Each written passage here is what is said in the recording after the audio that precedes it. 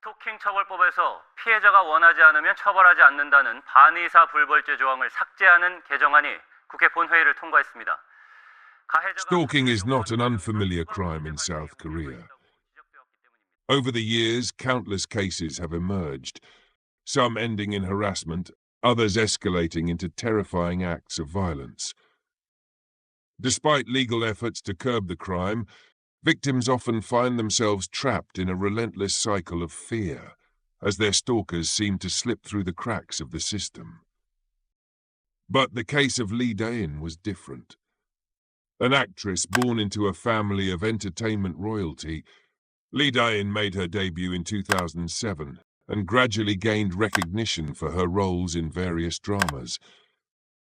Yet, no amount of celebrity status could have prepared her for the chilling ordeal she would soon face. It started with a message, a simple line of text that seemed harmless at first. "This year's best actress is Lee Dae-in." The number it came from was unfamiliar, but it was short, 486. At the time, Lee Dae-in was still a rising actress, not yet a household name. And the idea that someone believed in her talent, enough to send a message of encouragement, warmed her heart. She didn't recognize the significance of the numbers until someone told her. 486 in Korean numerical slang meant, "I love you." She smiled. A devoted fan, she thought. Someone who admired her work. But admiration has a way of turning into something else. Something darker when it lingers too long.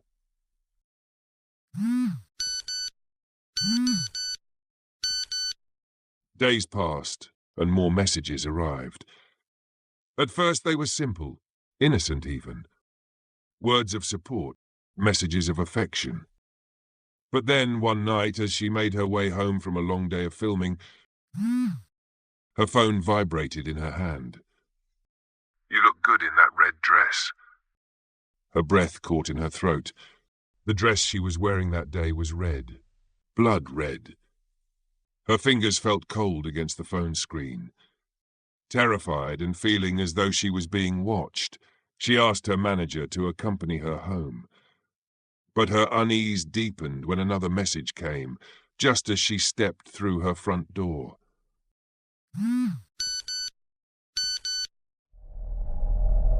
"You're finally here. But who's the guy next to you?" The realization made her stomach drop. Someone was watching. Not just watching from a distance, but close enough to see who she was with, close enough to send a message the moment she arrived home. That night, fear settled into her bones. She didn't sleep. The walls of her home, once comforting, now felt thin, transparent. She needed to make it stop. The next day, she changed her phone number. She told no one except those closest to her.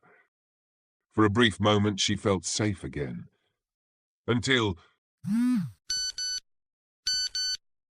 her phone lit up with another message.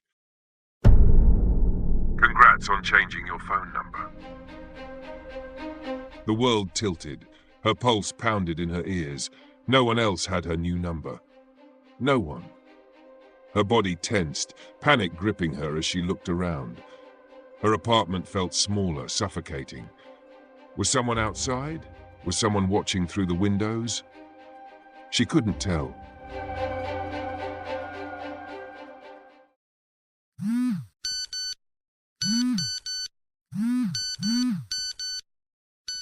Days passed, but the messages didn't stop. Then, one evening, after an exhausting day, she decided to shower, hoping the warm water would wash away the lingering fear. The steam curled around her as she stood under the spray, trying to push away the thought that had begun to root itself in her mind. She was never alone. The moment she stepped out, dripping, vulnerable, her phone vibrated. She reached for it with shaking hands. It wasn't a text this time. It was a video. Her heart pounded. Her thumb hovered over the button, every instinct telling her not to press play. But curiosity, the need to know, won out. She pushed the button. The video was shaky, filmed in dim lighting. And this is the screenshot of what she saw.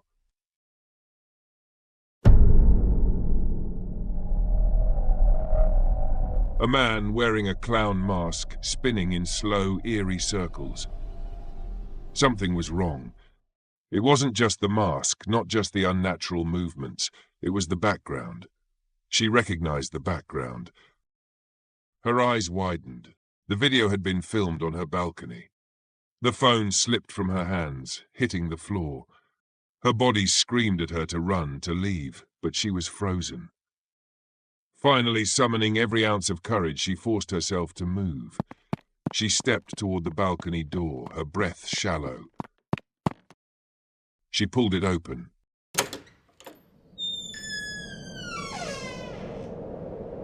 Nothing. The space was empty. The wind rustled the curtains. But the terror didn't leave her. Someone had been there. Someone had stood in her home, close enough to touch, close enough to send her a message that could never be erased.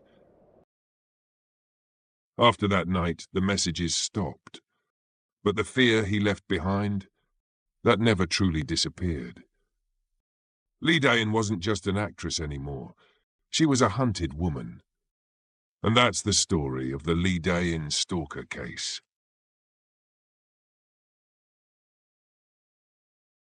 This story first surfaced online around 2012, the same year when Lee Dayan publicly spoke about the disturbing incident she experienced on a TV show, which ironically titled Kibun Joun Na, or A Good Day in English.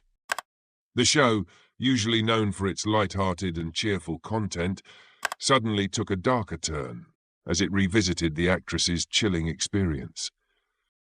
During that episode, Lee Dayan personally recounted the nightmare she endured. Reportedly, a segment of the disturbing video she received, filmed secretly from her own balcony, was even shown on air. And this picture? Before you feel utterly terrified, you should know that this picture is not the screenshot of the original video. If you search for this case on Google, you'll notice that many websites retelling Lee Dayan's story include this particular screenshot. However, it turns out the image is actually a heavily edited screenshot taken from the TV program's reenactment segment, where Lee Dayan shared details of her harrowing experience. But here's where things get strange.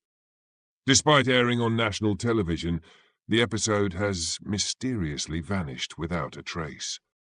No archive, no fans recording, nothing. All that remains are a few screenshots scattered across abandoned online forums, as if the show never aired at all. Even the original video, sent by the Stalker to Lee Dayan, is nowhere to be found.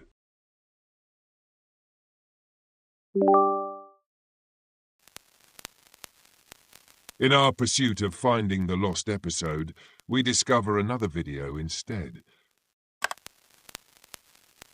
A video that seems irrelevant at first, but the longer you watch, you will realize that this mystery is much deeper than you think.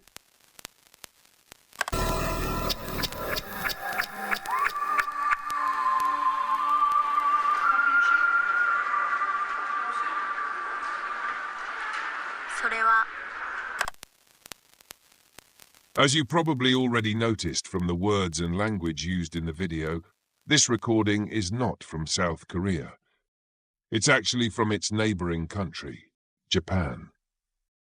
In this video, we see footage from a TV show where local public figures are reacting to a short movie. The movie itself tells the story of an idol group consisting of 3 members. One of the members, named Aki, is celebrating her birthday. After a long day at work, her manager informs her that she's received many gifts. Later that night, the three idols hold a small birthday celebration for Aki at her apartment. Together they open gifts from both fellow idol group members and fans. However, among these presents, there's one particular gift that stands out: a large bouquet of flowers with a DVD attached. The DVD itself has no label or any indication of its content. Despite their initial suspicion, curiosity gets the better of them, and they decide to watch the DVD together. Inside the mysterious DVD is a creepy man, mumbling about Aki's birthday and performing an awkward yet eerie dance in a dimly lit room. While the other idol members dismiss the video as merely another strange gift from a fan, Aki becomes visibly shaken and terrified. When her friends ask what's wrong, Aki's eyes widen in fear as she utters something chilling enough to disturb even those watching the reaction. "That's my room." The video you've just watched is neither based on a true event nor purely fictional. It's actually a reenactment of a Japanese urban legend known as Gift from Fans, or sometimes referred to as DVD from Fans. This urban legend, though not as widely recognized as Hanako-san or other infamous Japanese tales, has circulated extensively within Japanese society through both online forums and offline media. In fact, it even inspired a Japanese TV show to perform a prank on the idol group AKB48, based directly on this chilling urban legend. By now, you might have noticed an eerie similarity between this Japanese legend and the infamous Lee Da-in incident. It's not uncommon for neighboring countries to share similar legends, such as the Kuntilanak, also known as the Lady in White, who appears in both Malaysian and Indonesian folklore. However, this connection raises several unsettling questions. Did a Japanese urban legend influence Lee Da-in's stalker to commit such a disturbing crime?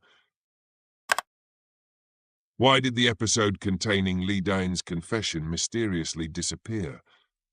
And most importantly, just how horrifying was the actual video Lee Da-in watched, leaving her traumatized to this very day? Given that discussions surrounding this incident faded over a decade ago, and with very few people remaining who recall its details, it's likely that the lost video of Lee Da-in's stalker, along with the TV interview episode, will remain hidden, perhaps forever.